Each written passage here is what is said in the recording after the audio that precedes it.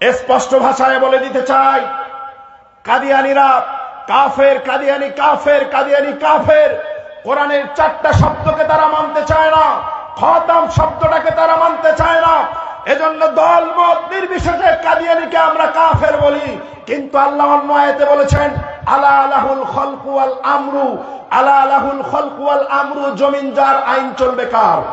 সম্মানিত প্রিয় উপস্থিতি, আমি বলতে চাচ্ছিলাম কোরআনুল কারীমের 4 থেকে 5টা অক্ষরকে অস্বীকার করার কারণে কাদিয়ানী যদি কাফের হয়, আলা লাহুল খালকু ওয়াল আমরু, জমিন যার, আইন চলবে তার, এটাও যারা মানতে চায় না, বলেন তারা কি মুসলমান না কাফের?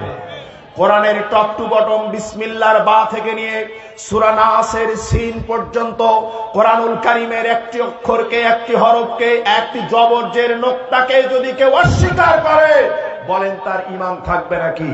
কোরআনুল কারীমের একটি অক্ষরকে অস্বীকার করলে যেমন ঈমান থাকবে না, সে যদি নামাজি হয়, সে যদি রোজাদার হয়, সে যদি হজ পালন করে, যাকাত প্রদান করে, আল্লাহর কসম করে বলি ঈমান নিয়ে কবরে যেতে পারবে না।